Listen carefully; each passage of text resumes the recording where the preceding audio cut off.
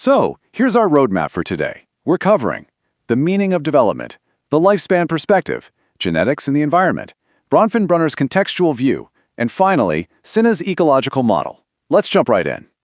Section 1. The meaning of development. Setting the foundation. Okay, to truly grasp how we develop over a lifetime, we first need to clear up some common misconceptions by defining our terms. First up is growth. Now, in everyday conversation, we toss around growth and development like they mean the exact same thing, but scientifically, they're distinctly different. Growth refers specifically to an increase in the size of body parts or your organism as a whole. Just think about your own height or weight. That easily measurable physical increase is simply called growth. It is purely quantifiable.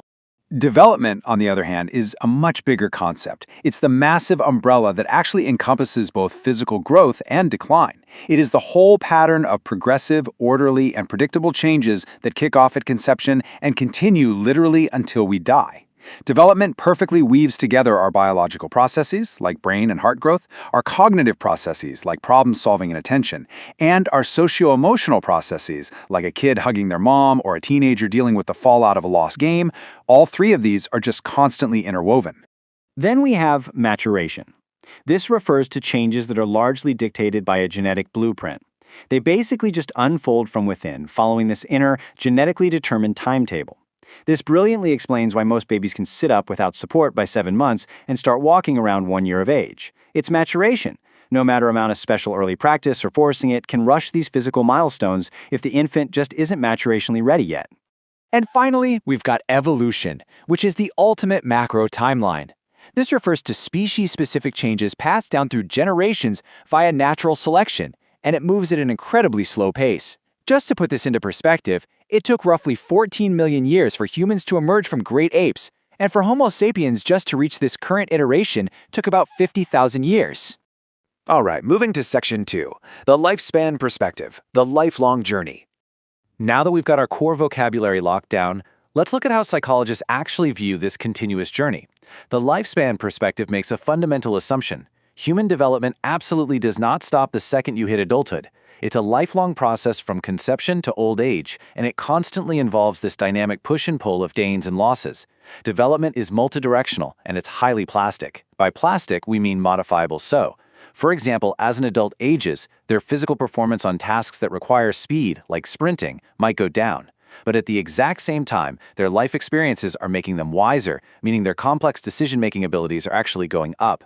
Gains and losses, happening simultaneously. This perspective also heavily acknowledges the weight of historical context. For instance, the experiences of 20-year-olds who lived through a massive historical event, like the freedom struggle in India, would be vastly different from the experiences of 20-year-olds living today. The specific era you're born into radically alters your trajectory. The career goals, the anxieties, the overall socio-emotional development of a student 50 years ago looks entirely different from a student today, purely because of the historical conditions of their time.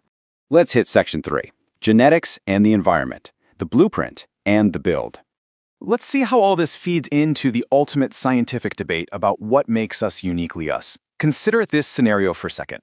If a kid from a rural area is incredibly naturally intelligent, but they can't get a job because they lack the ability to fluently express themselves or use a computer, ask yourself, is that because of their genes or their environment? Are your unique traits dictated by your genetic code or by the world around you? The answer, as you might guess, lies in a really complex, dynamic interaction between the two. We inherit this amazing combination of over 80,000 genes from our parents. This actual hidden genetic material is your genotype. But not all of that material is visible to the outside world. Your phenotype is how that inherited code physically and psychologically expresses itself in observable traits, things like your height, your eye color, or even your creativity and intelligence. So your phenotype is the final result of your inherited traits colliding with your environment. The best way to think about it is this. Genes act as a strict blueprint that sets a ceiling. If you inherit short height genes, even in a totally perfect nutritional environment, you're never going to be taller than average. The genes set the limit, but the environment decides where you land within that limit. Plus, the psychologist Sandra Scar pointed out something super fascinating. Parents often curate an environment that perfectly matches their own genetics. If parents are genetically predisposed to be highly intelligent bookworms, they'll fill the house with books. This means their child's genetic potential for intelligence is met with the exact environment needed to nurture it. Section 4. Bronfenbrenner's contextual view. Zooming out. Okay, now we're leaving your internal DNA behind to map out your external reality, using Bronfenbrenner's famous contextual view of development. He viewed development as being embedded in multiple nested environmental layers. It's like a giant puzzle. We start right at the center of your world with the microsystem. This represents the immediate physical rooms and the people you interact with every single day. Your family, your friends, your teachers. This is where your most direct face-to-face social interactions actually happen. Zoom out just a little bit, and we find the mesosystem. This layer maps how those immediate groups interact with each other.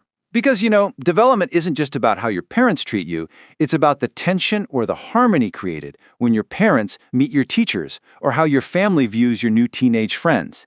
It's all about the relationships between your microsystems. Then we hit the exosystem, and this is where it gets really interesting. This layer involves social settings that you don't even participate in directly, but they still ripple down and profoundly affect your life.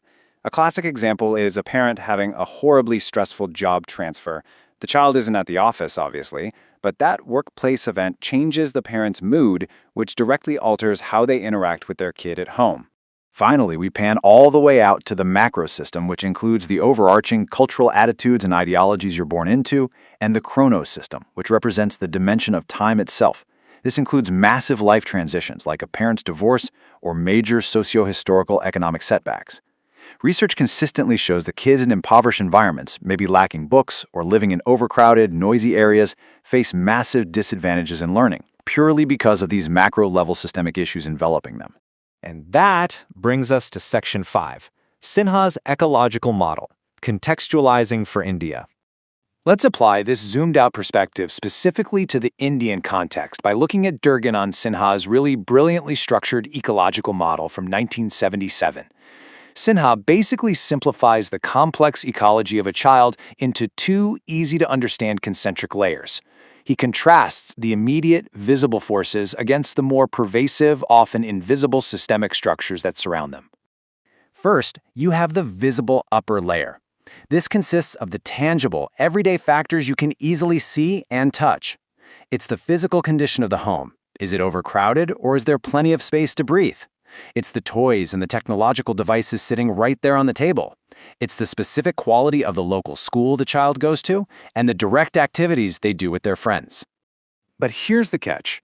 Sinha points out that those visible factors do not operate in a vacuum. They're constantly dictated by the surrounding layer. This pervasive layer encompasses the broader geographical density of the area, the complex institutional structures dictated by caste or class, and the general amenities available. Think about it. If the surrounding layer lacks basic amenities like reliable electricity or clean drinking water, it fundamentally dictates and limits the quality of that visible upper layer inside the home. So as we wrap up this explainer, I want you to take a hard look at your own ecological blueprint.